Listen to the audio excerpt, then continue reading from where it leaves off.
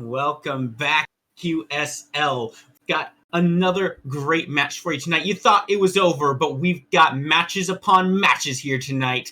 Spooky Mars on the cast, joined by Hunter and Hunter. We've got a particularly exciting match here tonight, I would say. The Reapers against the Frost Wolves, the top end of the bracket against one of the lower seeds heading to week number 5 here. What do you think is going to happen? Yeah, the Reapers coming into this one, they have had a lot of reschedules, so lower on that list there, but they do have they have a good squad. They got NMR, they've got Justin Hu and Subkiller. I think this one will be a lot closer than people think, but the Frost Wolves, they're just another animal, and let's see how this one turns out. Absolutely, and hopefully there won't be any subs on that side for Subkiller to kill. That would definitely put them at a disadvantage. So, gotta hope for the best there. But heading into this one, like you said, I can only expect that both teams are going to come out swinging, right? If you're the top seed, you don't want to take a spill here, right? You want to look as strong as possible at the end of the season. And if you're on the other side, if you're the Reapers, then you have something to prove. Do you think they will be able to prove that tonight? Yeah, I mean, honestly, I think the Reapers are going to show everything. They're going to throw the kitchen sink at them, honestly. I mean, they need to pick up some wins here. They've had 3 reschedules, like I said, so they got a lot of points to make up here in order to make the playoffs. The Frost Wolves, they're kind of sitting at the top there pretty freely. I don't really see any team being able to contest them and take it, but the Frost Wolves, they really want to go undefeated going into the playoffs. Yeah, we're going to head right into the picks and bans here. We're going to find out exactly how things shake off. And, the best way to start that is in this draft phase. And you've touched on it a few times already. Reapers have not played all their games just yet. Do you think that might give them a slight advantage heading into this match? The Frost Wolves don't have as much that they can scout out against them. Do you think they have the favor in the knowledge matchup? I think it's a little bit of both, advantage and a disadvantage. I mean, the Reapers, they have actually, made a lot of changes to the roster. NMR actually went from jungle back to the ADC for this one. They did pick up J Wright in free agency and I Nerdy in free agency too. And Justin Hu is moving back into the jungle. So, I mean, they do kind of have the element of surprise over the Frost Wolves. Frost Wolves don't really know what to expect here, but the Reaper is also not really getting a lot of games in together, so we got to see if that synergy is going to be a problem. It's one of the major factors in the game, right? It's a team game, and team synergy is one of the most important things here.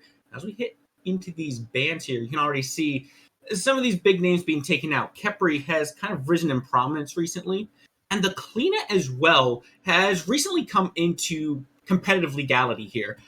What do you think of the Kleena? Do you think she's worth this ban slot? I honestly, yes, I 100% believe she's top 3 pick or ban type material. Just insane ult damage. Really, the only way to really counter her is just CC like gods like Ganesh that can silence her. She's really just a Tsukiyomi, but kind of on steroids. Tsukiyomi on steroids is not something I ever wanted to deal with or picture, but thank you for that, Hunter. That's going to live in my nightmares, much like Kleena lives in undeath and nightmares herself. Achilles going to be the first pickup here, and we've really seen a rise in prominence of Achilles. Nike banned out Odin and Ardio, the other top solo laners, and it's consistently this Achilles that seems to sneak through. Do you think the other 3 are just that much better, and that he's just the next one, or what's going on with this Achilles? I feel like he's in that spot where like he's a top 2 solo laner easily, but Odin, I feel like Odin just takes that number 1 spot from him, and so he's just more worthy of a ban. That free shield that he gets is basically like a Nike ult for free every 8 seconds, and I just feel like people don't really know how to play around that as much. Whereas Achilles, he's just kind of an overall, all around good character, and that's why he's just a top picker every single time. I love this Yamoja response to the Achilles. That execute is such a powerful tool in his kit. But if you can get that Yamoja healing off, bring people back over that threshold, that can cancel out a good chunk of what Achilles wants to do. Ripped is also super safe. Do you think this dueling might cause some issues with Achilles? Yeah, I mean, like you were saying, that Umoja, big problem for that Achilles. Achilles wants to execute. Umoja can kind of heal them back up the target that he's going on. And Charybdis, that 3 immunity just is just such a safe god. That combined with the CC immunity ult, it's just going to be really hard to knock her, or lock her down and get kills on her. Yeah, I completely agree. And who else is very slippery is this Janus. Both these teams looking for these very safe lanes, but hang on, it's actually switched over to a Gilgamesh. In Gilgamesh, I haven't seen as much Gilgamesh as we once did. He took quite a few nerfs. He kind of fell out of that top spot there. Do you think he's worth picking up here in the third slot with this Achilles? I mean, yeah. After like those 3 or 4 bans onto the Gilgamesh, his soul lane presence really hasn't been seen as much. He's more of like a jungler now. That one procking with the slow and those autos and the just the drop kicking into walls, he just can do still insane damage numbers if comboed correctly. And I feel like a lot of people like him in the jungle because he still has those tanky warrior numbers in his stats lines in the health and defense department. Definitely a very difficult god to deal with, especially early on. Displacement is such a powerful tool in this game. And, you've got Gilgamesh displacement through the dropkick. Heimdall can send someone up through the realms, take them out of the fight completely for a little while. It really looks like the Reapers have a pretty nice team fight going so far. Achilles can do the diving.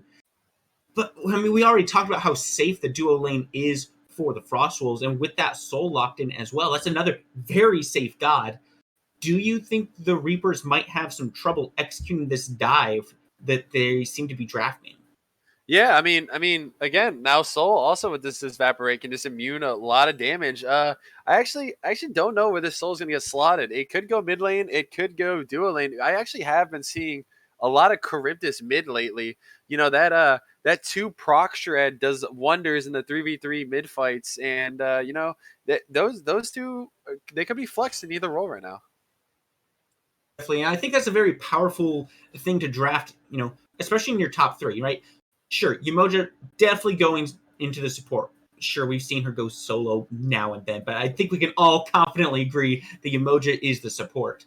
Not knowing where this Charybdis or the Soul are going, though, that makes your mid pick a little bit tougher, makes your jungle pick a little bit tougher. Is there anything you would expect the Reapers to go for here? Reapers, I feel like they have that dive that they're looking for. I just want to see on the back end here, Nerdy just kind of pick up something more for some peel for this Heimdall and then whatever mid they decide to go with. I mean, you do see here that they pick up the Guan Yu for Chef. Now they're looking to pick up those dive comps on the other side as they have more the Umoja more backline, sustainy, peely god. Now they're looking to get some dive in with this Guan Yu. Yeah, and I think that Guan Yu is actually very powerful with the Umoja too, right? She can throw up that River's Rebuke, lock a couple people in there, and that's just a free ult for the Guan Yu, right? There's no escaping that cavalry charge at that point. You have to burn something to get out of there, and if you can't, then well, that's going to be a lot of damage and a big stun. But they could find something nice to counteract that. Sobek, maybe, I don't know. I don't feel like that really does a great job of getting the Guan Yu off. I was thinking more like a Ymir or something. Yeah, I mean, Sobek does have that anti-heal in his kit.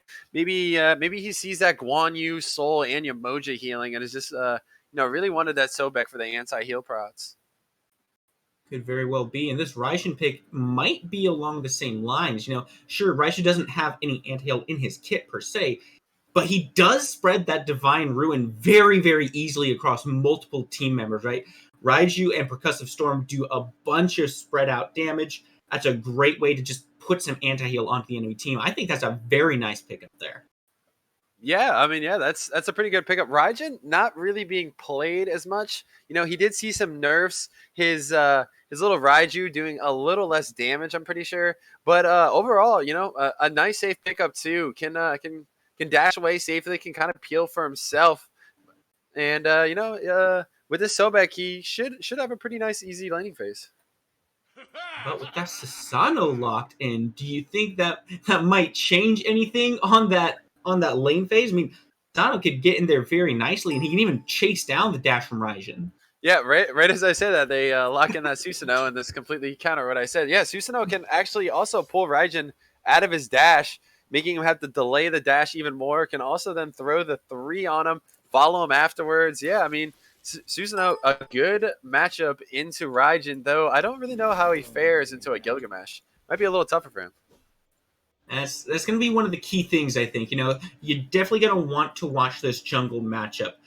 Both of these characters are going to want to get in there and be as active as possible, as quickly as possible, and they both snowball pretty well. It's going to be a question of who gets off what first. And honestly, I kind of have to say I favor Justin Hu on this, or I'm sorry, Drew's Food on the Sasano, because his backline is so safe. Justin Hu's going to have trouble finding anything onto them. But we're going to see how this shakes out. We're hopping into game here. We're going to see exactly what happens. Whose draft do you favor right now? I mean, I do favor the Frost Wolves comp here. They have crazy healing and sustaining. They can get in the team fights, get out. This Yamoja can heal him up. This Guan Yu can heal him up. Soul can sustain for herself. They just have so much healing. The Reapers are gonna almost be like forced to just fight in these long-winded fights in which the Frost Wolves will be able to take advantage of. That's going to be one of the key factors in these fights, right? Can the Frost Wolves draw them out long enough to gain the advantage, right? Reapers, they're definitely wanting to look for those quick skirmishes, right? They have something of an advantage in that, right? NMR, he can take someone out of the fight, set up with his team to just blow them up when they come down from the ultimate. Suboptimal, he's got the execute, so he can end the fights very quickly off that. But if they use those tools and the fight doesn't end off of it, we might see some trouble. Mojo getting jumped back into the lane here. Heimdall looking for some damage, and NMR finds the first blood already less than a minute into the game. Reapers have come to play, and it might keep going here on the solo lane as well. So Chef's getting very low, but Suboptimal doesn't quite have the damage for that. Gonna have to settle for just the first kill. Yeah, I mean, there it is. The Sobek level 2. Early pressure. Yamoja really needs to get to the level 3 before she can kind of step up and just kind of poke and do her thing. And Sobek quickly plucks her out, and a free kill for NMR there. Big blink comes through. Soul in some trouble here. Villain does find the separate, trying to get out. And now JR Wright is in trouble. Sasano is here, but Suboptimal finds the kill first. Villain picks up Justin Hu in the mid lane. This one is a little bit of a wash for both, right? Mid and jungler falling down, but Suboptimal, he's here to save the day on that right side.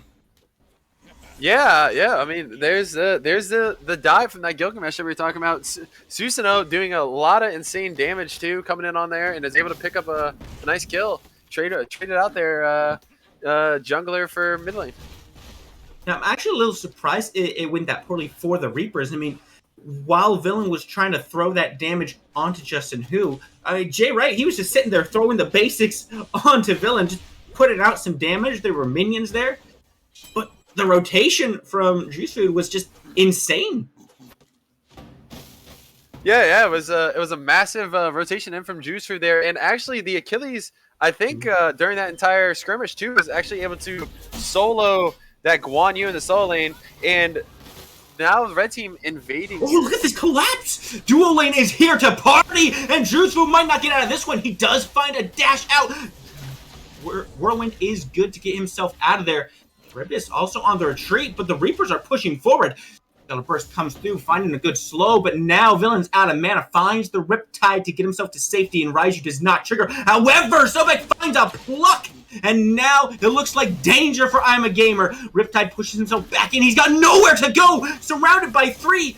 All the while, Justin Hu is zoning off the other 2 members. Raiju connects, and Justin Hu finds the hero's advance for the kill. I'm a Gamer goes down after quite the exchange. It opens up a nice purple buff invade. Yeah, this early pressure from this Gilgamesh and Raijin are doing big numbers. This Sobek making crucial plucks onto the support every single time when his mana pool is down, or actually I don't even know what his it's Omi, yeah, right? When his Omi pool is down, just finding crucial plucks on him, getting big damage out onto him and killing him, and now he's died already 2 times in 3 minutes. Yeah, and that was beautiful positioning as well. Oh my goodness, Suboptimal looking for the kill. He finds that one very cleanly. Nice dash in there. But back to that positioning from the Reapers on that Riptide, they just stood around it so that I'm a Gamer had absolutely nowhere to go. That is wonderful coordination and beautiful team play. But despite all that, Hunter, it's still Juice Food with the level lead in the jungle. It's about a level and a half lead, actually. It's not insignificant. What's going on there? I think after that fight, you saw that Susanoo's kind of run away, and I think he just went back to farming. Got his backs on both sides of the map there. Meanwhile, Justin who is really still looking to try and find a pick there. So Susanoo taking advantage of them looking to still dive on the other side of the map. And looking to take advantage of his lead as well, trying to position aggressively on this red buff. But it is 1 against 3 as Nerdy has rotated in. Juicu, he has to pick up. He cannot be there any longer. And that's what you love to see from the support. Yeah, the support showing face in mid, not letting Drew's Food do whatever he wants here. In the soul lane, we're seeing a 2-level lead now for this Achilles over Guan Yu. Achilles, I do kind of favor him over Guan Yu, you know. Achilles can just kind of cancel out Guan Yu's axe spin there, you know, his only form really of clear. And as you see, 2 kills already into the soul lane there, even though Guan Yu does have that massive sustain and is looking for early physical defense over the normal Blackthorn Hammer start. And that's the 2 kills, right? I mean, you die twice in the lane, and it's bound to show somewhere there. And Suboptimal, he takes the nice lead there. And like you said, it's not the best matchup for Chef. I have to wonder if maybe he's maxing that dash instead of the Talu Assault, trying to mitigate some of the presence that Suboptimal is going to have on him. But regardless of how he does that, I mean, it's still an Achilles against Guan Yu. Achilles is just a big lane bully. That's what he does. Yeah, it doesn't really matter in the matchup, I feel like he just kind of bullies anyone. Like, maybe Ardio is the only one that can kind of fight back against him, but I feel like every time I see him in the solo lane against anyone other than Ardio and maybe Odin, he just kind of runs them down. Yeah, it's definitely a difficult dance to dance for them. I've seen some action around this Scorpion. Not too much there, just a little bit of 2 forces meeting. They're not looking for too much. No one wants to really take a hard engagement over a Scorpion. These Harpies might be another story, you know. Everyone wants the farm, and having to see it go away in front of your eyes, it doesn't feel too good. Yeah, I mean, every little bit of XP counts. Oh my goodness! Nerdy tries to find the pluck, but it gets beads. Immediately he goes down, and now the Taiko drums are used. Excuse me, but ultimates come through, and the Frostwolves are able to disengage from that one. No problem. I'm a Gamer, low life bars, but goodness, the damage from NMR is kind of crazy on this Heimdall right now. But even still, it's Gilgamesh who's in trouble. Justin who has to find the hero's advance. He's got Jay right there to back him up, forcing the Frostwolves to retreat. But Susano goes down to Nerdy! Drew's Food caught lazy backing there. That's unlucky. Yeah, I mean, just look how long that fight went out. The Sobek plucks in, feeling a little confident in himself, just get instantly burst down after the beads come out, and then the fight extends so long that he's able to spawn, come back, and clean up the Susanoo at their own red buff. All in the meantime, again, suboptimal for the 3rd straight time, cleans up the kill on Chef. Around the purple buff as well, forcing out Animar's beads. That could be a nice little window of opportunity for the Frostwolves. But, you know, even with Nerdy going down there, it shouldn't be too much of an issue. Hello! Sinon goes down, and another pluck onto I Am a Gamer, but the Riptide's right there to send him back to safety. Nice placement there. But goodness, I mean, the Frostwolves just seem to be getting caught in their own jungle here. Yeah, this Sobek pressure is just, they don't know how to handle it right now. He's just getting in there, making crucial plucks. Justin who following up on him.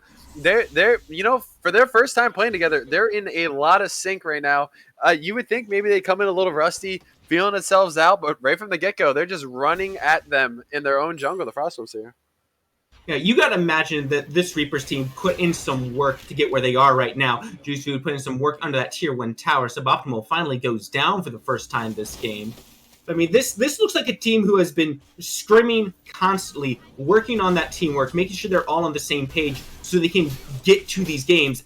Action just continues from the solo lane, not too much anymore. Suboptimal goes down, Jutsu goes down.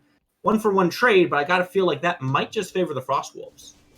Yeah, I mean, the Reapers have a big lead right now. So any kills that the Frosters can trade out, that just kind of evens out in their favor.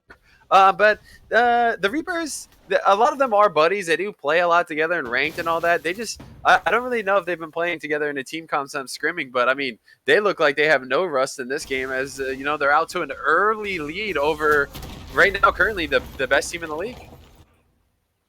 However, the Frostwolves do have some hope here, right? Take a look at that mid lane. 2-level lead for Villain on this Soul. Tier 1 tower already down in the mid.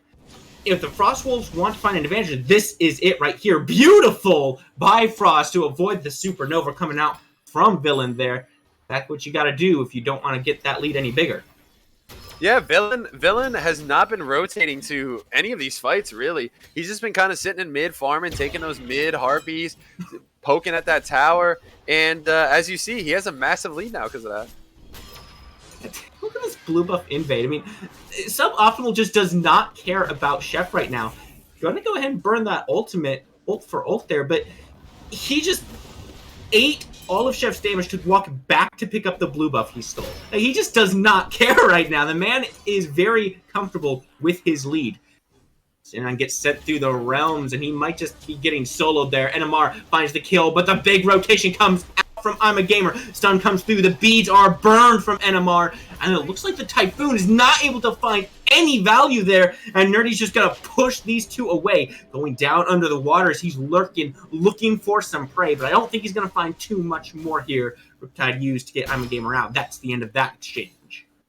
Yeah, this Charybdis, as safe as she is, she's been getting poked out by this Heimdall, getting ulted on cooldown by him, and Sobek getting those beads off of the pluck. This Sobek has shown big value this game. Yeah, he's definitely showing to be the right pick for the lane so far. Now, we had concerns about whether he would be able to do enough in the team fights once Chef starts getting involved with this cavalry charge. And there we see it coming out once again, but here comes Justin Who! The winds of Shemesh have come through to stop the aggression. Cavalry charge goes down, Chef goes with it. Justin Who, on both sides of the map showing impact, was at the back purple not too long ago fighting over there, and then now rotates into solo lane to clean up the kill on the Chef. Justin Who, out of the jungle right now, is doing a lot for this team. He is all over the place. Right now, he's their win condition. Most definitely. I mean, you've got to find some way to control this jungler from the Reapers, because right now he is the Reaper. He's just finding death everywhere he goes. But what does that look like for the Wolves right now? What do they do to stop the aggression and success that Justin Who has been having on this map? I feel like they just need to kind of group up. Like, Justin keeps finding these 1-2 people by themselves out, and then another pluck. Where did Gamer go? He got melted. The Taiko drums come through as well, but they're not even needed. Now Reaper's gonna go for this Fury here. They've got the 5v4 advantage, and it doesn't look like the Frostwolves have too much to say. There are 3 ultimates down for the Reapers, but Soul getting very low. Fatal Strike comes through, but body block by Chef as Senon goes down to Justin Who, and now Chef gets plucked right back in. Got the dash to get himself out, but Villain finds the kill on Suboptimal after a very suboptimal step into the tower line. Chef looking to try to get his way out, but Justin Who also extraordinarily low. Looks like the Reapers might just get out of this one with no further losses. That's a tough bite to take, but oh dear, it might be another one. No, sir, Nerdy does manage to stay alive. Yeah, Suboptimal there. He thought since he was soloed Chef so many times in the lane, he can just kind of come in and bully everyone in other lanes. Oh, big Crystal there out of NMR, getting the Mojo ult out. But yeah, he thought he can just kind of bully. looking for this one, but NMR, he's trying to contest this 1v4 here. There are some low health bars, and he might just get some damage out, but he's getting absolutely shredded. Villain does find that kill, but here comes the rest of the Reapers back from the base, full health, and Jay Wright finds the kill, and now they're right back on this Fury, and the health bars are just too low from the Frost Wolves to do anything about it. Yeah, NMR saw that they were low, knew that if he could just delay that Gold Fury for as long as he can, his team was on the way back from the fountain, and they would be able to clean that up. Goodness, I'm a Gamer goes down once again as the Reapers secure this Gold Fury. Justin Hu is bringing quite a bit of pain here. I mean, what does Gamer do here? I mean, he's got the Lotus Crown, and he's got Sovereignty Online. Maybe the Lotus Crown is making him a little bit too squishy? Yeah, I mean, he's becoming more of a liability than an asset right now. I think after that Lotus Crown nerf, it might not be an item you want to first item rush anymore. Maybe a Gauntlet of Thieves still, but right now he doesn't have a lot of magical protection, so he is getting bursted down massively by this Soul and Raijin. I would say, honestly, another issue might be the ultimates coming out from Gamer so far. I mean, a couple times now we've seen him throw the River's Rebuke up onto NMR, but NMR, he just has the Bifrost. He just places the crystal down and he joints himself on out of there. Maybe he has to start saving that for a more high value target. Maybe they have to try to force out the Bifrost first. Something has to change there, though. Yeah, either that or like maybe wait for Justin, because Justin has been playing very aggressively. Maybe wait for that jump in that, and then after that, kind of use that ultimate to zone him from the rest of the team. But yeah, doing it on MMR, it's just gonna be a waste of an ult every single time. Boy, NMR might be in some trouble here. As Juice Food is looking for the kill. However, he's under the tower now, taking some shots, and NMR is still alive. My goodness, how does he do it? Yeah, that's the lead of a Heimdall there, 2 levels above that Susanoo. Susanoo looked like he was easily going to be able to clean that up, but the 1 tower shot combined with the damage from that Heimdall, and they almost evenly traded that one. Yeah. However, there is good news for the Frostwolves, right? That does force out the Bifrost for a little bit. It does take that ultimate down as well. That's CC immunity gone. His beads are down. His age is still down for another 35-ish seconds. They have opportunities to play around this. The Reapers are on point. They took the Pyromancer while all that was going down. So they get the objective, and they don't even lose their carry. Yeah, I mean, like you would think the Frostwolves would just want to look to pull something now, but nothing's up to pull. Gold Fury's done, Pyro's done. I mean, there's no way they're gonna look to pull fire. I mean, so he can just kind of sit back safely now and wait for his ultimate and Beads and Aegis to come back up. 16 minutes in, 4K gold down. This is when I do the Fire Giant for sure. Big stun comes out from Suboptimal, and he's got Justin Hu as backup as well. However, Frostwolves are not looking to take this fight until Chef gets in here. Now the Typhoon comes through, looking for some damage, and Sinon is the one who finally shuts Justin Hu down. Chef moving forward, looking to put some damage out, but he gets blown off by Jay Wright. Now the Tycho drums come through as the Supernova explodes onto Jay Wright's health bar. Goodbye, but it's not going to be enough to take him completely out. Suboptimal finds Gamer once again, putting him down for the 5th time in this game in only 17 minutes. Red buff is going to be the next fatality here. The Reapers, they're keeping up this aggression right now. Suboptimal is looking to put some damage into Villain. He's looking for the SQ, but this separate comes through just in time. My goodness, that was close, but you got to try it. Yeah, the Frost was there. They caught him out. Oh my goodness, what is happening over here? Drew's Food finds the J Right. That's a massive pick on the tail end of this fight, which previously was all Reapers. Yeah, right as I was about to say it. And then again, they're just trading back and forth. This is an arena match now. It's not even Conquest anymore. But as I was saying, the Frostwolves, they got a couple kills there, got a little too confident, and then pushed forward. And then, the rest of the Calgary for Reaper showed up and just absolutely bursted them down. And then you just see 1-for-1 trades on the back end of those fights. It was such a good, well-coordinated fight at the start, right? Frostwolves found their targets, threw the River's Rebuke up, shut them out, and they put their damage out in that, but then they just kind of kept going forward afterwards. It didn't feel like they had much to fight over at that point. They got the kill onto Justin Hu, but they used everything for it. Why keep going? Yeah, I mean, yeah, it didn't make a lot of sense. I mean, maybe they just wanted to kind of clean up the rest of the kills and really get back into this game. I mean, I honestly I think they should have just taken that small little reward right there. They got what 2 kills I think it was there, and then just kind of back off. But instead they pressed forward after using a lot of their ultimates, and then they paid the price. And now the Fury is coming right back up as well. Suboptimal being rotated on, though, on the right side of the map. Juice Food and Chef both here, and the Fatal Strike comes through, but it's caught by the Typhoon, and the Cavalry Charge comes down, but Juice Food is no longer in this fight, and Justin, who sure is, rotates in just to push the Frost Wolves back away from his solo laner, and they're okay with that. I'm a little bit surprised we don't see the Reapers already starting up this Fury, though. Yeah, yeah. You would think with 2 in the solo lane, they would just kind of start it up and burn it there. But the Frostwolves, they keep targeting this Achilles solo lane. I don't really know why. It's going to be very hard to kill them, and then especially when you just burst both of your ultimates down right in the beginning. Now their ultimates are down for this next crucial fight here around the Gold Fury. Now it looks like Nerdy might be in some trouble, gets riptided, and the River's Rebuke comes through. He is trapped in this one, and Villain picks up that kill. That's a really strong pick at the start of this fight. This could turn the Fury in favor of Frostwolves, but Suboptimal is here, looking to get active on this one. And Amar also in the area. We saw what he could do the last time, and that was without Suboptimal, who's just going right into 4. And now the Supernova comes through, straight onto NMR, does a ton of damage, but in the back, the Cavalry Charge has found J-Right, and that's going to be Chef picking up the kill, but he's going to go down post-mortem, as meanwhile, Villain and Chef have gone down for the Frostwolves.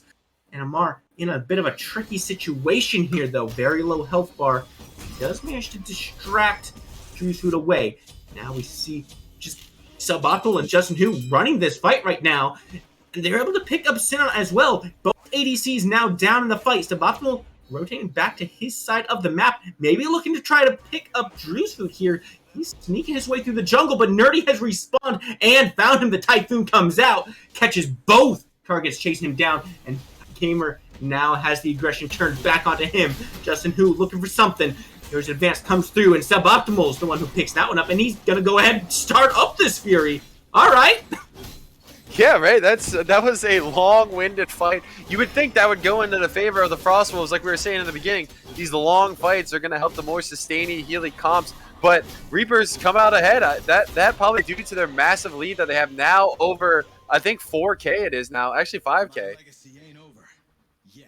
5,000 in favor of the Reapers right now. And honestly, I feel like the Frostwolves just got too split up in that fight. I mean, they were kind of on two different ends of it, right? Part of the team was back behind the Fury, and then the other part of the team was by the enemy red buff. And you can't get good Yamoja healing from that, right? You're not going to be able to sustain everyone. You can't put your damage onto one single target like that. And Suboptimal, he's just been kind of a terror in this fight. He's not dying anytime soon. You're going to have to commit more resources to him. Yeah, Suboptimal and Justin Hu, I'm pretty sure we're 2v3 in the back line and actually ended up winning that fight. Though, with that Sobek down, they didn't have any peel for their back line, and they saw both of them fall too into that fight. So, for as bad as it was at the start there, the Reapers actually came out with a W, also securing the Gold Fury, and now we're looking on the Fire Giant side. And that's really what you want to do, right? Get those Oni minions pushing. They've got them on the right side still. Mid and left side have been cleared out. But still, NMR is not leaving that side of the map. He's got confidence in Suboptimal just be able to control this right side. And look at him. He's doing exactly that. 3-4 people here, no problem for Suboptimal. He's going to take some damage and walk away feeling fine. Yeah, I mean, 3-4 people engage on him, and he loses a fifth of his HP. I mean, right now, he's just big. He has almost completely fully built here. Still hasn't upgraded his starter item, though. We will see that Warrior's Axe coming in, and then he'll be even more unkillable as he gets those free lifesteal of, I think, 2% healing off of enemy gods for just landing abilities, which is an insane item. Be a little bit difficult for the Frostwolves to continue dealing with him. However, we do see a little bit of trouble for Gamer. Riptides do come through. Once again, they have a numbers advantage here, but they're just not looking for it. They don't have the confidence to be able to take these fights. I feel like that might be because Sinan's not there. Yeah. With Sinon kind of behind right now, he's just looking to farm, kind of catch up. He's down a level here, a little bit of gold. Oh, beads coming out of NMR. In some trouble, does find the Bifrost out, but on the back end, here comes Drusu. The Typhoon doesn't quite find the job, but Justin Hu does find that last kill. Good ultimate comes out from NMR to lock him down. Now, Wolves, they're trying to get aggressive, but they've already lost their jungler and gotten no picks for it. They have to back up here. Pyromancer down. If the Frost Wolves back out completely, it opens up the Fire Giant wide. They're looking to get aggressive. Villain goes down, and the Frenzy comes out from the Frost Wolves, looking to find something here. But the Taiko drums are not allowing Chef to do anything he wants. It's a cavalry charge away defensively, and he might just get out as the River's Rebuke comes up on the other side of this fight. It looks like the Reapers are trying to push them back out. Frost Wolves back under their towers, and the Fire Giant is completely free. It's wide open right now. Frost Wolves going to have quite a difficult time defending this one, but it looks like they're still trying to put up some presence here. Gamer is making his way forward, but he doesn't have the ultimate. Just out the ward for now. It might be what he settles for.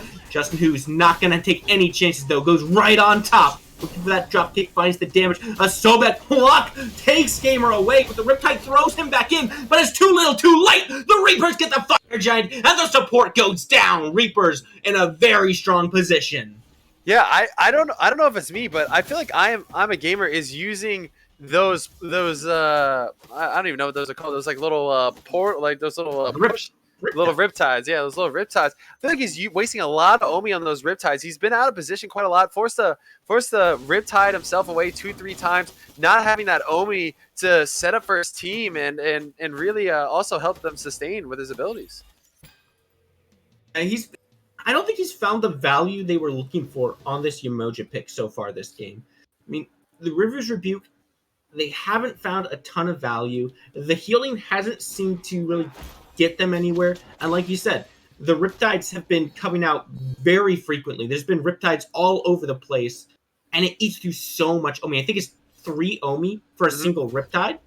Yeah. That stacks up. Yeah, adds up. Villain might be in some trouble here. The Saprite does come through, and there's another Riptide. This one does get Villain out of danger. So, while they have been coming out frequently, they are doing some good work as well. But a big blink comes from Suboptimal, looking for the stun. Frenzy also used. Villain extraordinarily low, but it's not him who goes down. It's I'm a Gamer, plucked back into the waiting jaws of NMR. Finds another kill. Honestly, this Heimdall is looking pretty bloody at this point. Yeah, I mean, Heimdall shown his worth. This Gilgamesh, like we were saying, a big value in the jungle, but I'm a Gamer. He's having a rough time here. He, again, still has little to no magical defense. Decides to not opt for a Gauntlet of Thieves. A very good drop kick for that stun. The Typhoon comes out. Juice Food looking to try to turn things around, but he realizes he has to play it safe. He has to back out. And meanwhile, there's still a little bit of action over in that mid lane. The Reapers have not left. They're not even looking to regroup right now. In fact, it looks like they're just willing to sweep 4 into the left lane and start taking down this tier 2 after this Primal Fury. Yeah, I mean, they, Justin Hu just kind of stopped the split pushing there from Juice Food. But, I mean, they have such a big lead right now. I just kind of want them to run these towers down and maybe look for a Phoenix play here. But instead, they decide to opt into just, farming that Gold Fury and then doing their backs and then looking for a play afterwards. Yeah, I feel like maybe the Reapers are playing a bit too cautiously now. I mean, all game we've seen them be pretty aggressive and very sure of themselves on what they wanted to do.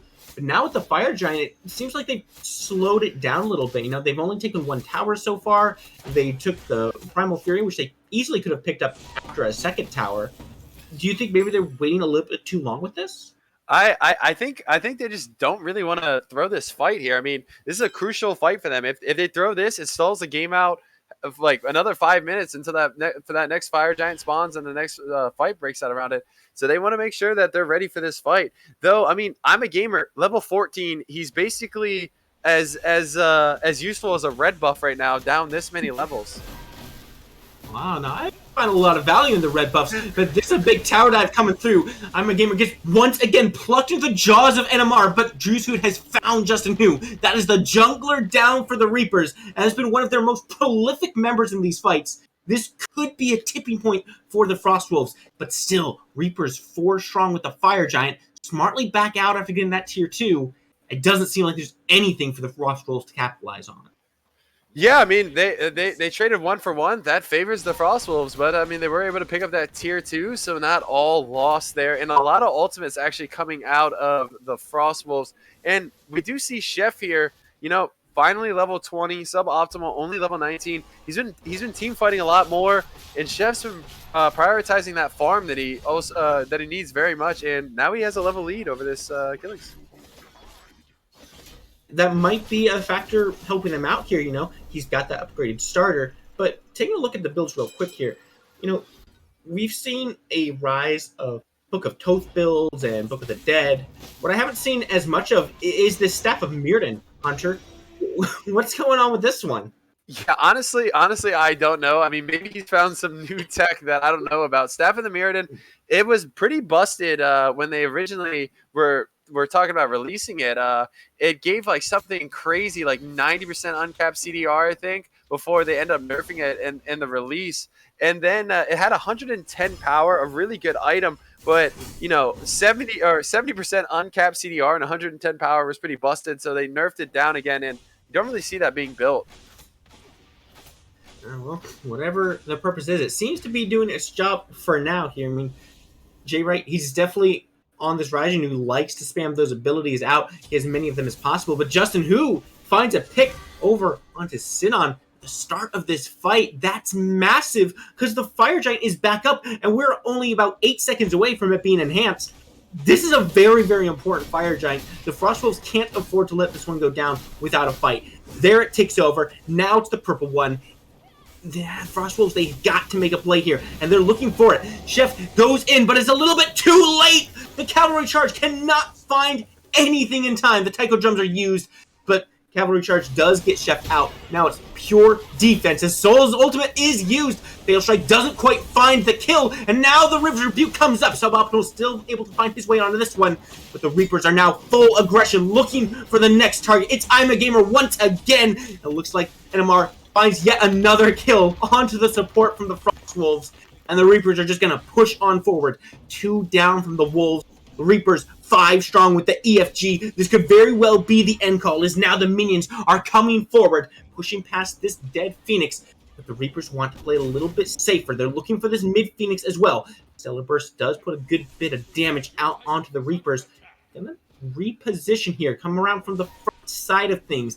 Got minions on the right side so they can take this one slow. They've got the Fire Giant healing, and the Winds of Shemesh come down on the bird. And the cavalry charge comes through once again, finds a 2-man stun, but the bees from NMR keeps him swinging damage out. And Jeff just has to back away. He cannot stand up to the assault from the Heimdall axis. They're gonna keep on sweeping left here, Hunter. They're looking for a third Phoenix.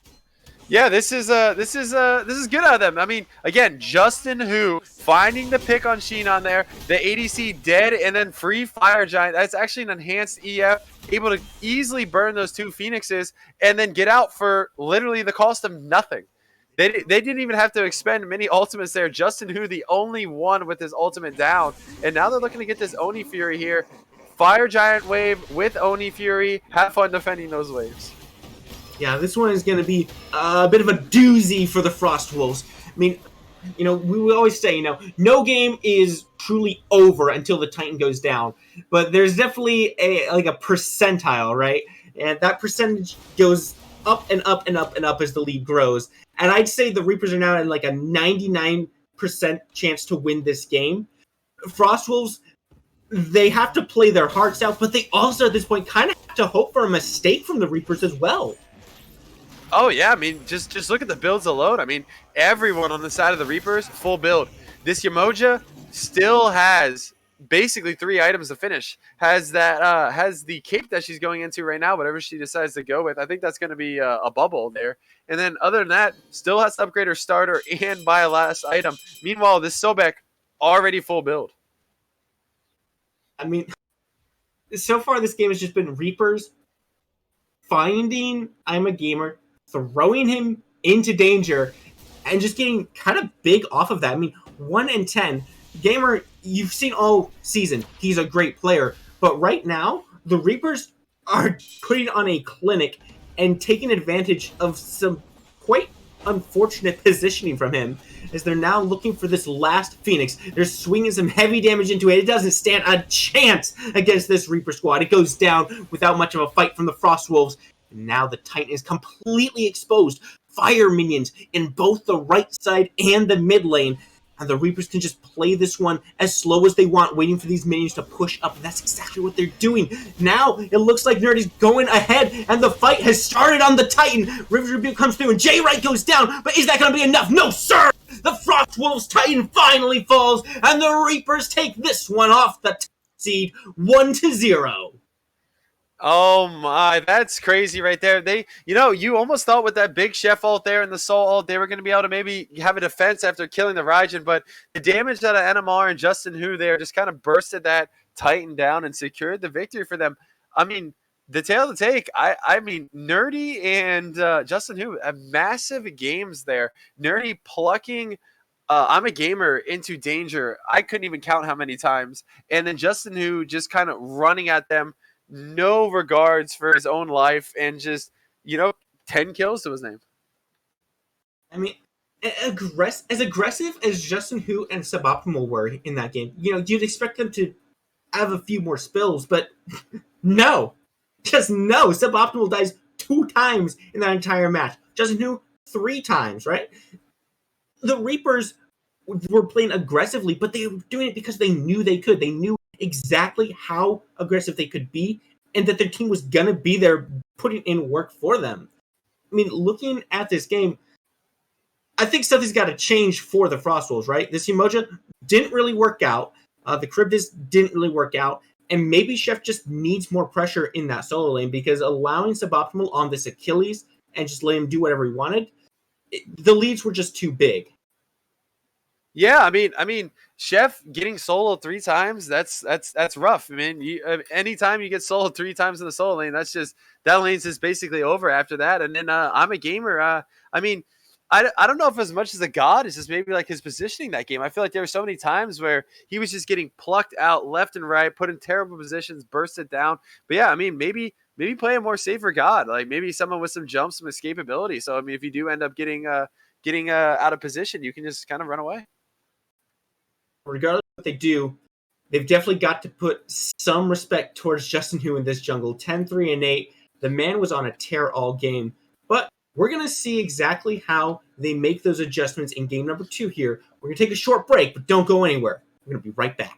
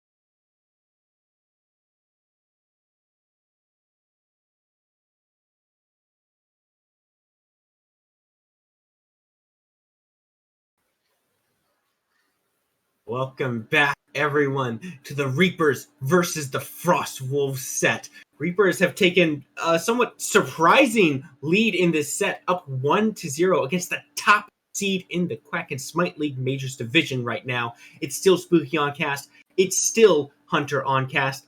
Hunter, we talked a little bit about some adjustments that needed to happen going from game 1 to game number 2. What are your thoughts going into this one right now?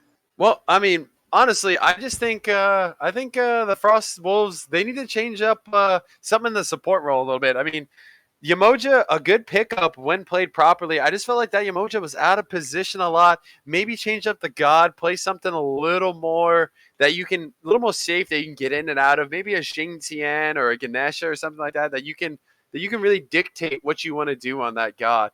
The Yamoja, I just felt like was wasting a lot of her Omi on the portals, or not on the portals, on the dashes there, and yeah, and Riptides, on yeah. the riptides, yeah. Instead of using it more on setup for the team.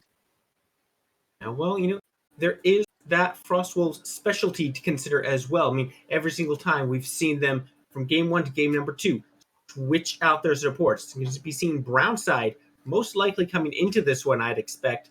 But we're going to find out exactly what's going to happen. We're going to hop into the picks and bans here, and we're going to see what adjustments they do decide to make, if any. Do you think maybe they need to start with the bans section? I mean, Justin Hu on the Gilgamesh had pretty much total control over the map in the early to mid game. Suboptimal on the Achilles dominated his lane. Like, do you think any of those need to be addressed? Yeah, you can throw some bans their way, the Gilgamesh or the Achilles. I mean, they are first pick here too, so I mean, they have the say in what gets through. If they want to ban those gods, it's gonna force the Reapers to ban things like Odin and Geb that they don't want to see in their games. Brownside here subbing in, like you said earlier. Brownside likes to play more hyper aggressive supports. He'll play things like Mulan, more warrior based things. We'll play guardians that like to dive, so like Ares. You have Fafnirs, like these more high pressure or supports. Well, that might be exactly what they need. In game 1, Reapers had all the pressure pretty much everywhere. Maybe a high pressure support is exactly what the Frostwolves need to get their feet back on the ground and really dig into it. Brownside might be the guy to do that. But take a look at the ban so far. We don't see a whole lot of changes so far. Odin still banned away by the Frostwolves. Geb and Nike taken out. And it doesn't look like they are going to look for any of those respect bans we were mentioning. Maybe they look to pick up an Achilles first. I don't know. Yeah, I don't know if I like that, because look, again, if you just ban one of the top four, you basically force the other team to ban the remaining three, right? Then you can target ban the other team, but instead they opt for two comfort bans here with an Odin and an Ardio. I mean, maybe they do insta lock that Achilles, but then they're gonna give up a lot on the other end. They're gonna give up that Gilgamesh again. They they might give up they might give up the Heimdall again. I mean, Heimdall had a big game last game too. They do go straight for that Achilles, but I'll be honest, the Heimdall band surprises me. Yes, NMR looked very good on it. He managed to stay very safe. He did a ton of damage, but he was really facilitated extraordinarily well by his team. The Gilgamesh, the Sobek. I'm kind of surprised they decided that the Heimdall was the respect band they were going to take out and let Justin Hu go back onto this Gilgamesh. Yeah, I feel like that's always the biggest problem when you're playing in games, right?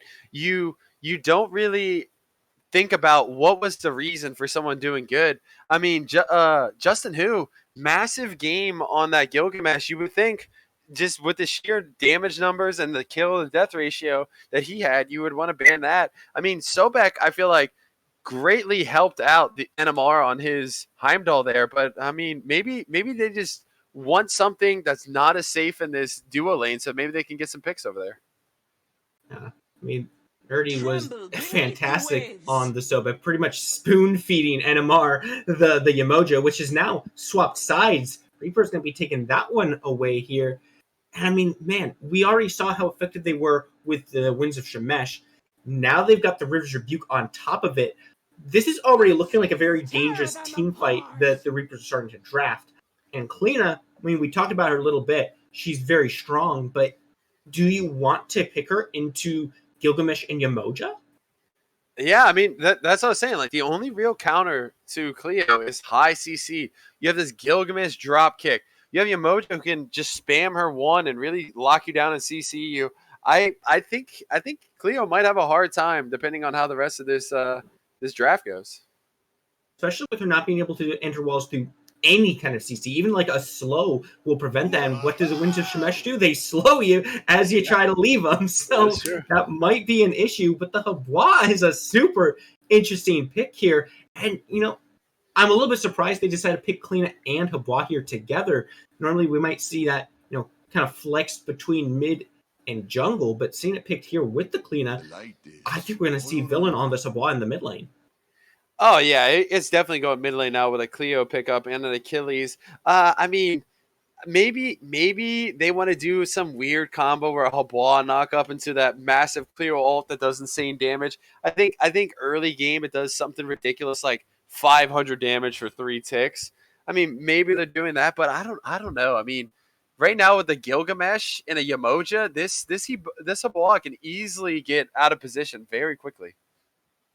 It's definitely a very risky pick. Maybe they're thinking with that water scroll, he'll be able to get that slow immunity and just kind of waltz out of the Gilgamesh ult and provide that utility to the rest of the team. But at that point, I feel like maybe a jump or a dash would just be a little bit safer and easier to use. Yeah, maybe like a Scylla or something like that. But I mean, hey, I guess he's more comfortable on the Habois than any of those guys. Yeah, but we talked about how team fight oriented this draft looks from the Reapers. The Olorun lock in, I mean, it just doubles down on that. I'm gonna die on this hill, and is that I think Olorun ult is probably the best team fight ultimate in the entire game. Like the amount of utility is unmatched on that thing. Enemies move slower, their projectiles move slower, your animations are faster. Like the CC they're hit with just lasts longer in the sanctified field. This looks so scary to face. Oh yeah, I mean, and especially because Oleron's ult for some reason is a football field size length. Just allowed to really lock down a lot of gods here. Abilities come out slower. If you can't dodge them, it's just really weird. If you can't dodge any abilities inside that ultimate, Oleron also, I'm pretty sure when that ult is down, gains increased attack speed, so he's just doing even more damage to you and just bursting you down. And it just really burns a lot of beads and a lot of crucial abilities on gods. Now, correct me if I'm wrong, but I think Olorun can technically exceed the attack speed cap with his ultimate because rather than just giving him attack speed, it makes all his animations faster. So if you're at 2.5 attack speed and then your animations speed up even more, I don't think it's going to happen. But it's something to keep in mind. Yeah, that is true. Yes, you can overcap on that with that. But, I mean, with how Oleron builds are going, I normally don't think he'll be capped on attack speed. But, I mean, that would be funny to see. It would be a real treat. But here on that duel lane, we do see the Jingwei and the Ares locked in together. And you mentioned, Brownside likes these aggressive gods. And you even mentioned Ares specifically. We see that locked in here. But paired with the Jingwei isn't really well known for her early game aggression. Do you think there might be a disconnect between them? Do you think it'll cause issues in that lane? I think Shinon just likes to play these safe gods. Loves Charybdis, loves Jingwei. Has really only been playing those two gods most of the time in these sets. I think he plays more for the team fighting phase. I mean, it is a little weird with an Ares, but I mean, maybe this Ares can pop off, land a lot of crucial chains. Maybe it doesn't really matter. Find out as well. We see the Scylla locked in for that mid lane as well. I mean, Jay Wright, he didn't have the best lane phase against Villain in game number 1. I mean, he did lose lane. His tower did go down first, all right? Yeah, Villain was the split pusher. He didn't have a terrible showing, but Villain did get that lead. Now on this Scylla, he doesn't have as strong of an early game as he did on that Raijin. Do you expect we'll see that issue maybe expounded upon? I mean, I feel like it shouldn't be as bad. I mean, Scylla does have terrible early game clear after they nerfed her a little bit, but I mean, Habois probably the worst early game clear out of any mid mage. But look, the matchup I'm kind of interested in though is this tier in the soul lane. You don't really see a tier a lot, all too much, but tier into an Achilles. Achilles likes to have high pressure, really bully the lane and just force waves into your tower. But I feel like tier has similar styles. Yeah, it's definitely going to be a little bit more difficult for Chef to find pressure on suboptimal in this tier matchup than it was for suboptimal to find pressure onto a Guan Yu. Suboptimal, he's got better sustain, I would say.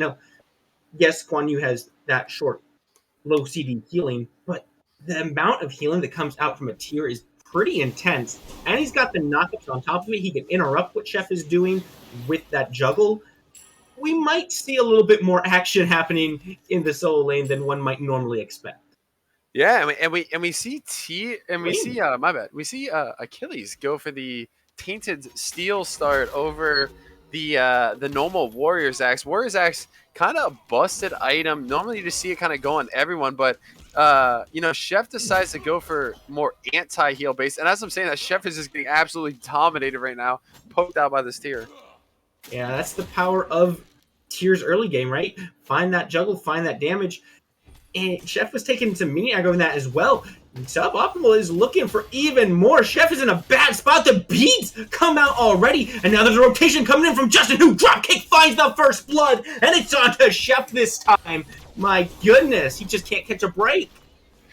I just want to ask, how does Justin Hu know where to be at every single time? Both games, you see Justin Hu rotating perfectly. Justin Hu, at a minute and 20 seconds, is at the blue buff that isn't even there to clean up a kill on Chef.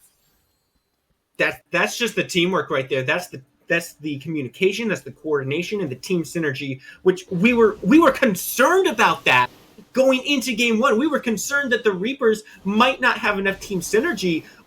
They have been showing up big time, showing us a different story here. Yeah, I guess all that rank play that they've been doing and the casual play is more valuable than actual scrims and comp, because they look like they've been playing together for seasons now. This doesn't even look like a team that formed in 1 week.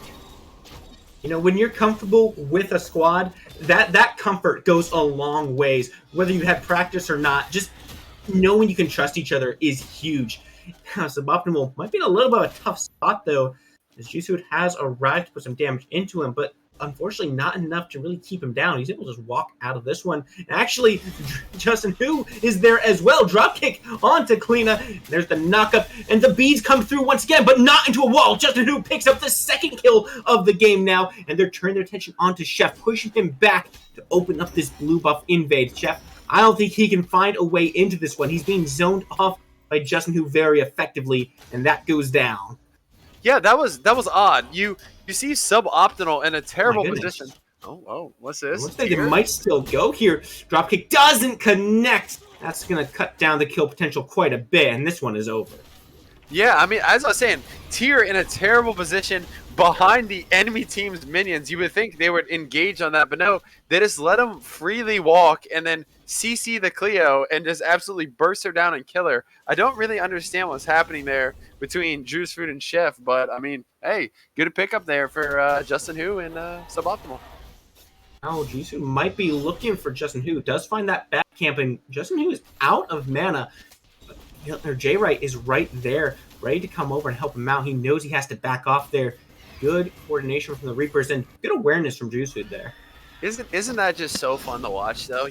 A god can just hop in the wall. Oh my! Both very low. There's just so much action happening in the solo lane right now. They're just constantly trying to kill each other. I feel like Chef maybe has a bone to pick with Suboptimal after game one, but so far it's just not working out. You think before the game they messaged each other and said, hey, let's just duke it out in the solo lane? Like, who cares about the rest of the game? It looks like it. It looks like that's what's happening. Oh my goodness, the blink comes through, but it doesn't find the kill. Achilles just not in range for that stun. And there's no way he steps up here. There's no way he steps up. No. If he steps up, he might even die to the minions. But this suboptimal Tier already have gotten 3 beads in 4 minutes. That might be a record. We might need to check on that later. But I mean, is there any god this man can't play right now in the soul lane? He and gets a normal easy pick with his Achilles and just dominates, and then goes on a less known god that is played in the soul lane currently with a tier and is still doing the same thing he was doing last game. At this point, the only gods Suboptimal cannot play are the ones that get banned. Those are the only ones he can't play, and they're pretty much okay with that one. You see yet another blue buff invade coming through. Not successful this time, but with the amount of pressure that's happening in the solo lane, hang on, hold that thought. Oran has to ult defensively there, but it's pure defense. What do the Frostwolves do to try to find themselves a lead? I mean, again, right? This goes back to the first game. I feel like the Reapers are in the right spot at the right time. They're grouping up to steal these blue buffs. They're looking to invade, and meanwhile, the Frostwolves, they're just doing their normal laning phase, like almost like it's a ranked game. Like someone needs to get over there. Like the support needs to rotate. The mid laner can even rotate over to that. Oh my goodness! Speaking of rotations, Justin Hu once again finds the kill onto Chef. Winds of Shemesh come down, and unfortunately the Fatal Strike's not enough to get him out of that one. Another kill for the jungler, 3-0 now. Lena gets caught out here, but just has to back away. I almost feel like the Frostwolves need to start looking at the other side of the map entirely. Oh, yeah. I mean, at this point, the soul lane's already done. 2-level lead again on a tier, too. Like, you're not killing a tier with a 2-level lead. But like I was saying, Justin Hu ganks the soul lane, and then what do they do in return for that? They don't do anything. They don't take the gold scorpion. They don't do anything. Instead, they just are doing normal, casual farming and all that, and they pay the price. Well, that might finally change here as NMR is under duress. Sinon finds that one with the airstrike, and they get on the board. Finally, 1 kill to the carry. Yeah, I mean, River's Rebuke has come up, and J-Right is here with I'm a Monster. Doesn't quite connect. Sinon does manage to find his way out, but Kalina's all by herself. Juicefood in a bad spot with no mana. Gets slowed. That's going to prevent her from walking into any walls, but she's still trying. They're trying to cut her off. She finds a dash, and it might be enough to get her out. Sneaks the Moonstrike, but over the wall comes Justin Hu, drop kick into the wall, just barely finds the kill. Now that is a 4th kill for the Reapers and a 4th kill for Justin Hu. That might be another one. Chef finds a kill onto Suboptimal. Fatal Strike finally finds its mark. And there it was, right? Kind of weird in the dual lane there. You have the Emoja and the Scylla going on different targets, but Justin Hu again coming in and cleaning up the kill. And then on the other side, Suboptimal getting a little greedy, thinking he can do a little too much than what he can, and gets finally 3-man rotated on and absolutely bursted down with the Hebois ult, combined with that Achilles execute, finishes him off. Yeah, just once again, it's all down to the coordination from the Reapers. Sure, the ults didn't work out. They missed. Whatever. They're just going to chase him down, and now Justin Hu comes over the wall. Bam. He's just always there, like you said earlier. He knows exactly where to be because these guys are just in such perfect coordination with each other. Oh, look at it. Look at the fun of that right there. Look at that, right? This terrible positioning from a Cleo, but then I walk into a wall and there's no counter. I don't know, she might still be in a pretty tough spot here. The Winds of Shemesh do get dropped, but doesn't quite find the slow. She has to burn both charges of the ultimate just to try to slow them down as they're trying to chase her. But take a look at this. NMR is around here, and the Sanctified Field comes through. Now Clean's in some real trouble. Juicefood has nowhere to go. NMR puts him down, and the ghost has now been exercised. Yeah, I mean, there you go. You see the Cleo try to jump back in the wall, but NMR knocks him down enough HP to make it impossible for him to walk into the wall. Sanctified Field doing big things right there as Cleo is also forced to burn her beads. Outside in some trouble here, getting caught out, trying to find a way out, but it's not going to happen. The bees come out from Justin Hu, and that's enough. The villain has found the return kill, and already finds the kill on the villain as well with the River's Rebuke. The walls come crashing down. A little bit awkward to see the river kill the god of the river. But yeah, that's what I was talking about right there with the difference in Yamoja builds. I mean, look at this. Gauntlet of Thieves as I'm saying this, Shinon almost dying there, but then suboptimal soloing Chef yet again. But yeah, look at the difference of builds here. Gauntlet of Thieves instantly instead of going for Lotus Crown. Lotus Crown did have that nerf. I feel like this build is way more optimal to keep this Umoja alive. Most definitely. Jisoo trying to get active once again here. He knows that NMR has no ulti and no mana, but it doesn't look like he's able to lock him down. And look at this, Sinnoh's too far back to help out, and the tables are being turned. Jisoo in some danger, but NMR getting very low as well. Sinnoh finally finds the kill, but Crush comes through, and Jay Wright picks up the kill on the enemy ADC. I'm a Monster is primed and ready, but Nerdy says, no sir, this one's all mine, and picks up Drew's food. Yeah, I mean, Scylla a little overzealous there with the ultimate, kind of burning it and wasting it almost. But I mean, hey, there it is, a big pickup in the duo lane. Two for one. I mean, NMR would not have liked to die there, but I mean, you can't complain for a 2-to-1 trade. It all works out in the end, as they say, but it might not be over just yet, as the Frostwolves are looking to get aggressive. The Winds of Shemesh do get dropped down, but Jay Wright gets stunned out. Crushing wave comes through. Jay Wright goes down. Villain gets himself on the board 2-1-1 now. If there's one thing about Hobois that is not bad about him, it's the fact that he does insane amount of damage there. Ulting for 500 damage almost right there at level 11. When he gets a late game, that'll be over a K easily. The Sanctified Field comes down as the Frostwolves try to do the Fury, and the Reapers are now back on it. They're putting some damage out onto NMR, but it might not be enough here. Airstrike comes through, and Chef does pick up the kill onto NMR. The ADC is now down, and it looks like the support might just be next, as Nerdy's getting run down by Chef, and he does find the double kill there. Nicely done. Justin Hu trying to find a back, but he's getting caught out by Chef. The Frostwolves back on these oracles, and it looks like Chef is the one in danger. Oh my goodness, the damage is insane. Justin Hu picks the kill up. Now the Frostwolves have to retreat, but here comes Suboptimal, and Villain is no more. Eaten by the shark, goes down. I'm a Monster is primed and ready once again, but Jay Wright has no targets. You're gonna have to turn back onto this Fury, and you have to ask, Hunter, why didn't they just move to help Chef? Yeah, I mean, right when I was about to give the Frostwolves praise there, they just abandoned their soul laner, and I thought they were about to steal that right there, the Frostwolves. Good effort, but now Juice Food is gonna die for that one. Brownside has once again shown up as well. No escape comes through, but is there a no escape for the Reapers? No, there's no escape for Brownside. He goes down as well. NMR picks up the kill.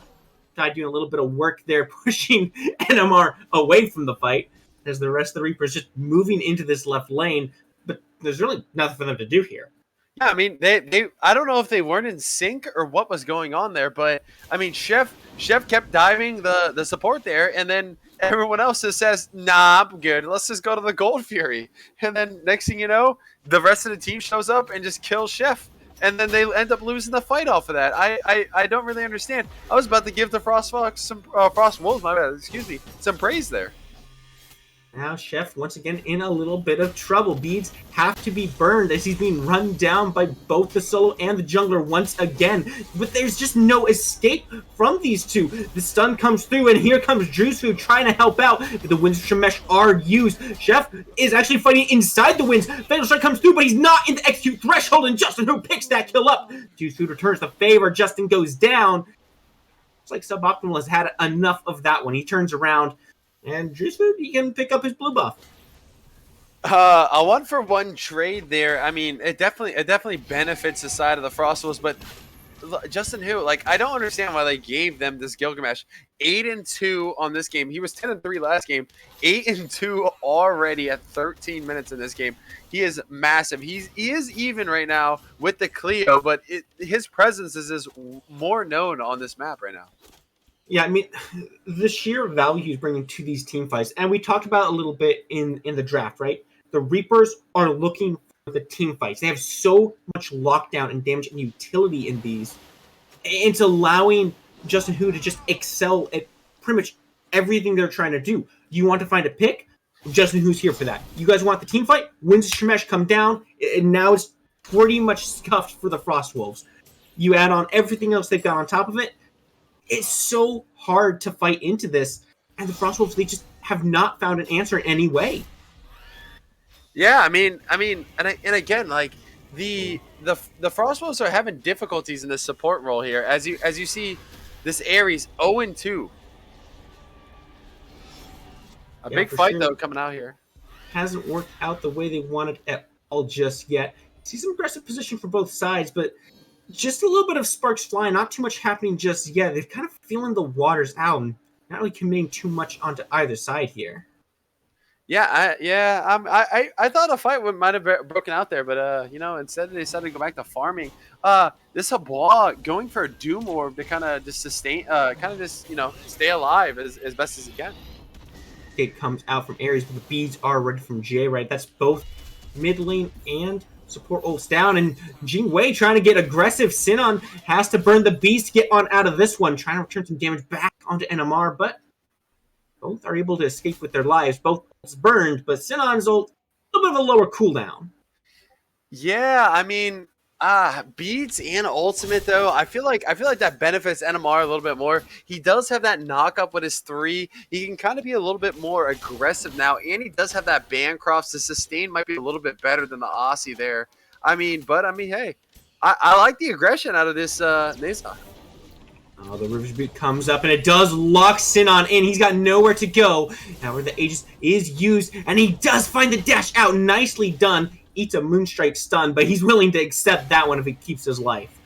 Suboptimal, on the other hand, might be in some trouble. He's chained and crippled, nowhere to go. However, that chain drops off. His dashes are now available, looking to turn back into the fight. Crushing Wave comes through as he dashes through. Now the drop kick comes down. That's Kalina straight into Ares. And now it looks like Drew's Food is the one to fall instead. Brownside finds one kill, just who finally takes a spill 9-3. But with a 3-1 KD, I think he's okay with that.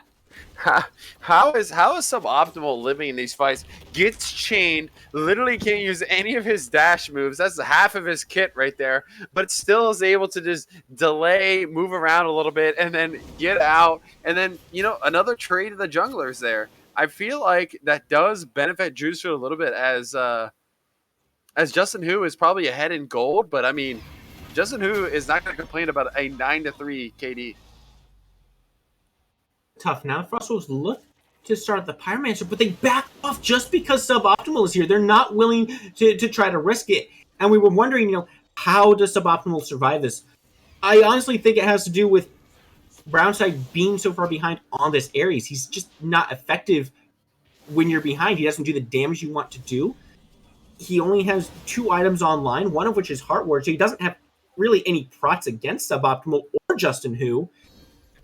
I just feel like they're going to get blown up a little bit too quickly, and that's why this Ares isn't panning out the way they wanted. Yeah, that and I feel like the Ares was really kind of picked into this comp just to kind of burn the beads on this Oleron and maybe on this Gilgamesh, and then and even this Umoja actually. So then that way, actually, as I'm saying that, he does pull in. Yeah, the fight is breaking out. NMR finds a kill on a villain in that sanctified field, and the Reapers are looking for more. They're looking at Brownside next, and the winds of Shemesh come through, and the River's Rebuke right on top. Brownside has nowhere to go, and the Hero's Advance comes through, but it's NMR who finds the double kill instead. Meanwhile, Suboptimal raining terror on the back line. Sinon barely escaping with his life right now, and this opens up the map completely for the Reapers, heading straight to this left side. They're gonna look for this Oni Fury, pick that up, and get themselves even more pressure. Another win for the Reapers there. And like I was saying, this Ares pickup, he really wanted to just ult this Oleron, this Gilgamesh, and this Umoja, burn their beads, and the next time just get free secure kills. But, he's really just blinking in and getting the beads of one target at a time, mainly on this Scylla. I don't understand. Scylla will beads that every single time. She does have her ultimate for CC immunity.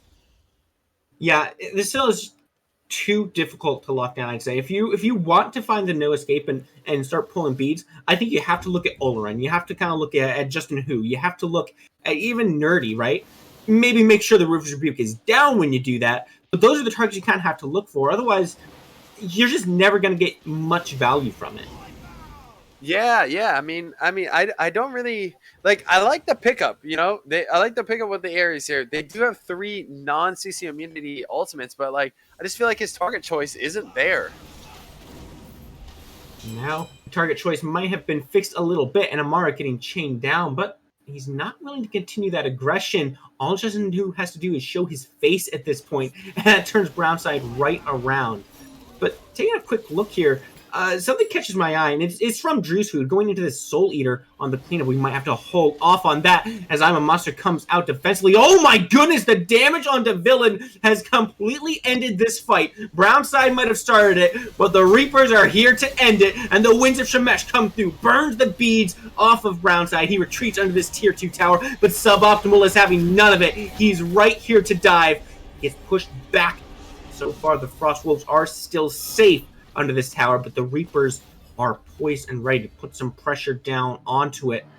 Chef trying to create a little bit of space here, and Juice Food lurking in the wall. Realizes he's not going to get too much value there. Steps out, ready to counteract whatever they're trying to do. And it's Nerdy who steps forward with a good River's Rebuke, cutting off the retreat path from the Frostwolves. NMR finds the first kill. Brownside falls, and now back under the tower. But Justin Who is the one who falls instead. Crushing Wave used defensively, but Tears just going on in. Suboptimal is not ready to give up just yet, but he takes too much damage. Has to step back out as the rest of the Reapers are surging forward, still looking for this Tier 2 tower. It's gonna fall.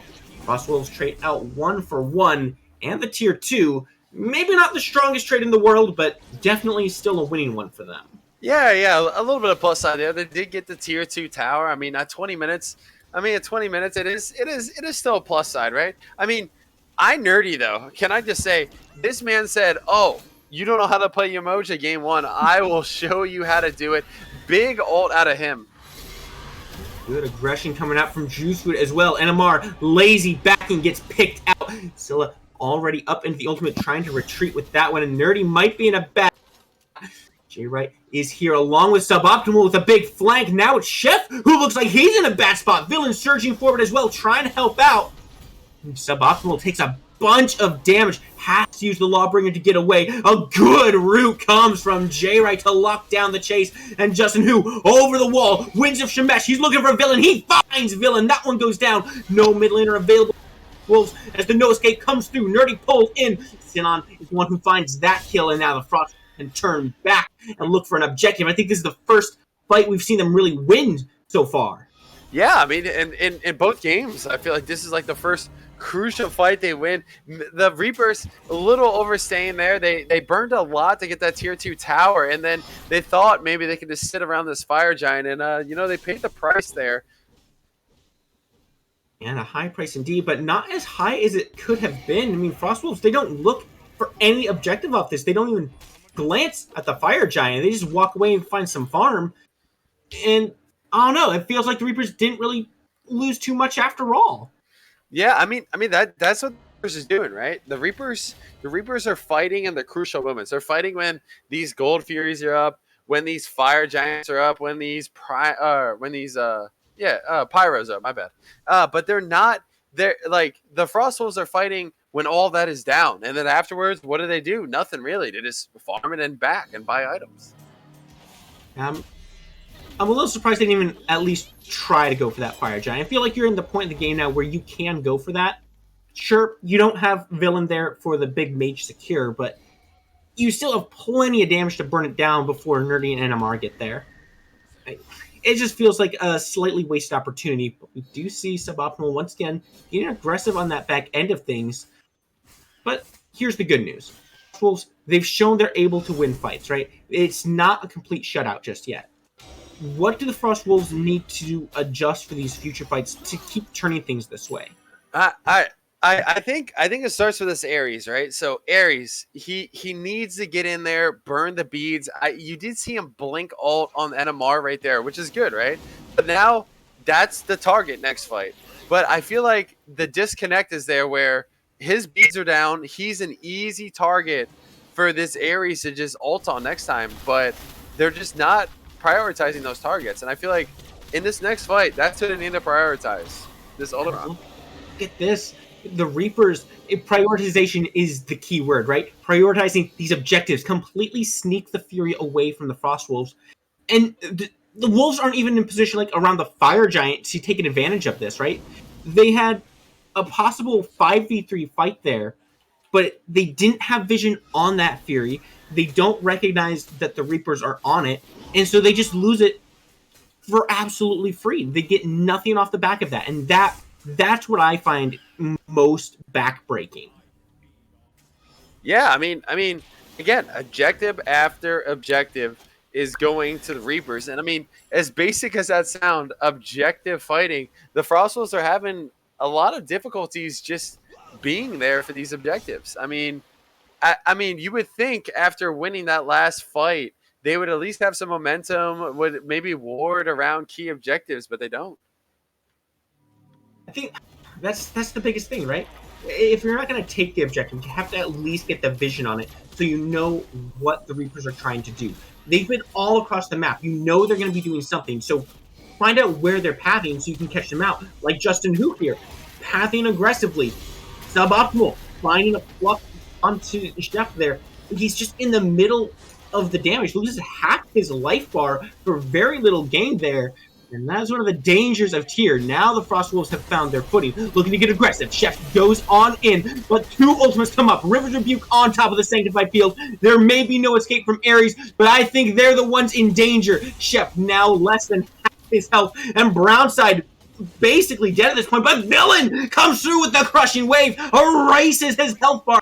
Suboptimal has something to say about Brownside, takes him out of the fight, forces the relics out from Villain as well, but Justin Hu is cleaning up on the back end. Drusu getting very aggressive onto Jay Wright, and the health bar is falling as Sinon finally picks up that one. Airstrike gets him back out, but Villain has been left alone. He has no ultimate available, nowhere to go, but the dropkick might No! It doesn't create enough distance! Sinon does find one more kill. Suboptimal goes down, but so far it is a 3-for-3 in this fight. Jutsu looking to continue this one, and dropkick into the wall is going to shut something down, but triple kill for Sinon right before Nerdy picks up that kill. Jutsu looking to try to clean this last kill up. Jungler v support. The Riptide is available, but that's the only one, and it's just enough to get Nerdy back out of there. Yeah, how long was Villain surviving there? He's out of position in a terrible spot. 3 people surrounded by him, but yet somehow he's able to live for 30, 40 seconds extra, deal out a bunch of damage, and that alone right there caused the 4-for-4 trade. I mean, that does benefit the Frostwolves, right? They delay this game even longer. They are still down 6K, but the more fights to go that way, that's going to benefit them. Yeah, that one was maybe not a win for Frostwolves, but if both sides are losing, the Reapers lost a little bit harder on that one. They don't get to go for Fire Giant. Sinon picks up a massive triple kill. Like, if the Frostwolves want to win, they need to start making sure Sinon survives these fights and finds his damage, because right now he's their win con. Yeah, I mean, this Cleo pick, 2 and 6 at her, doesn't have a lot of penetration. I mean, she does have a lot of single penetration here with the Brawlers and the Jotuns, but doesn't have, that percent pen. Heartseeker only giving 10%. Normally you would see a Serrated instead of that Soul Eater there. Yeah, but despite that though, she is even still leading the damage charts for her team. Kalina at 19K right now. And Sinon all the way down at 15. Sure, it's only 4K down, but you can see the work that she is putting in despite the low, kill-death ratio. As the fight starts up around the Fire Giant, River's Rebuke is used, and several low life bars come out. Jay Wright, singing in I'm a Monster, misses just off the mark, but it's okay. Drew's Food goes down to NMR. He's here to find the kills. The Winds of Shemesh come down on this fight, and Chef might have nowhere to go. Jay Wright finds the crush, and he is just gone. The aggression now turns to Brownside as the Reapers surge forward, looking to find a little bit more. Riptide knocking a couple members back, but Brownside has to burn his beast to get through it. Airstrike comes through, trying to put some distance from Sinon and Justin Hu as he just continues chasing down. Villain somehow still alive in the middle of 3, looking to try to find a kill. Crush off the mark. He's trying to find a little bit more, but oh no, he finds the Sikkim, and Villain has nowhere to go now. Justin Hu finds that dropkick, and Brownside has made his way back into the fight, trying to help Villain out. It might just be what gets him killed as the dropkick comes in. Heroes advance, for the double kill. Justin Hu takes him down, and now this one swings right back in favor of the Reapers, 4-for-0. Why did the Frostwolves fight there? Their mid laner is on the left mid Harpies fighting, and they decide to full engage on the Fire Giant there. The Reapers just like, okay, come on in. They easily win that fight. A 2-for-0 trade, and now they're gonna easily get this Fire Giant with no contest coming in for the Frostwolves. Yeah, Jisoo might try to say something, but it goes down way too fast. The Winter Mesh are used as a zoning tool, but I don't know if it's just zoning. Kleena gets stunned out. I'm a monster. His primary. Oh my goodness, so much damage, but Suboptimal is the one who gets the kill credit. This tier 2 is no more. This one goes down very quickly to the Reapers, and now with only 4 to defend against a full 5-man Fire Giant, this might be a little bit dicey, but the Reapers, once again, they're playing it safe, they're playing it slow, resetting off of this Fire Giant. Yeah, I mean the Reapers, doing a lot, doing what they did in game 1. They get the Fire Giant. They have a massive lead, over 10k. I think it's what 13k right now. And they're just like, yeah, let's spend our gold, and then we'll push for a Phoenix here. There's only one tier 1 or tier 2, my bad, tower. I mean, they'll probably look to prioritize that one first, but other than that, I mean, they might just be able to walk down to Phoenix here with ease. Yeah, I think this left side is definitely their best bet. I mean, they've got the tier 2 they can sweep up. There's no way Frostwolves contest it. Taking that down is just going to make that Titan a little bit easier to take. And once again, that left side Phoenix is so important. Being so far away from that Fire Giant is going to make the next defense very, very difficult. If it even gets to that point here, which I'm not sure that it does, as Justin Hu is getting very aggressive on the villain. Pressure Wave comes out, trying to put some distance out, and he does manage to sneak out of that one, but boy, that was close. It's not even over. Sinon in danger, gets erased before he can make it into the airstrike. That's massive for the Reapers. Suboptimal hits him with the one there, and that knockback. Sinon can dash off of that, but when he dashes into the wall, causing him to die. Now the siege is on. River Tribute comes up. It's in the back line. There's nowhere for the Frostwolves to go. Sanctified Field comes out, and they're just pouring damage into Brownside. Chef is trying to zone, but Suboptimal is right here in the back line of things. Both backliners dead for the Frostwolves. There's no damage for them to do. It comes out from Ares, but it doesn't pull anyone. Jutsu tries to find some extra damage with the ultimate from himself, but it's just not enough. That Phoenix is still standing? Hello? They're just looking for the kills. It finally goes down, and now this might be bad. Drop kick into the wall, and it looks like these health bars are very low indeed. Justin Hu picks up one onto Brownside, and Ares is gonna be the next to fall. Juice Food actually goes down. Kleena no longer in this fight, and there's still 5 members of the Reapers here hitting this Titan. This one's gotta be the game. Sinon is here trying to put some damage out, but he's got aggression turned on him. Justin Hu takes him out, and should be game number 2. Jay Wright picks up Chef, and the Titan is just no more. Reapers take this set off the top seed 2-0. They don't even take the Phoenix there. They dive the Titan. Ares ulting, but again, they don't have any beads burners besides her Ares. So, everyone just beads there, safely walks away, takes the Phoenix, and then destroys the remaining standing for the Frostwolves and ends the game there. I legitimately cannot believe how aggressive they were with that Phoenix still being up. I was convinced it went down and they were surging forward for the end. I didn't even realize until they turned back. I mean, that they knew exactly what they could do, exactly what they needed to do. They had the advantage, so they just took it. That's what you have to see from these teams. This is why these guys are in the majors divisions. Both these teams playing very well. Reapers, they just took it up to 11 this time around. Yeah, I mean, going into this game, you would think the Frostwolves had this easy 2-0. The Reapers were not the favorites at all, but the Reapers come in and dominate this game. Look at Justin Hu. Again, I don't understand why they didn't ban this Gilgamesh on him. 34k damage, 16-5. NMR showing a massive performance on an Oleron who, as of late, hasn't been picked a lot because of the nerf to Stone of Foul. 38k damage out of him. And, just an easy 2-0, it seems like, for the Reapers. Yeah, it just seemed like they were more coordinated than the Frostwolves, right? They were all on the same page. If they were getting aggressive, it was because they knew they had someone coming in, right? They knew Justin Hu was coming in for that flank from the jungle. And they weren't just getting aggressive in random places, right? They were looking for these buff invades, for these objectives. They were playing just good, clean smite. Yeah, I mean, the Reapers were more team oriented. I mean, you saw, like, for some reason, the Frostwolves decided, let's fight a 4v5 a Fire Giant. Meanwhile, Villain is farming the left mid camps. It just made no sense in some scenarios what the Frostwolves would do. But the Reapers, they were coordinated 100% of the time. They were in every fight together, and they showed out. I mean, 2 new players, and they swapped roles. Jungle going to ADC, ADC going to jungle, and they said, we don't care. Easy win for us. Few games still left for the Reapers to play. They're looking very strong, and one can only assume feeling very confident heading forward. That wraps up this set.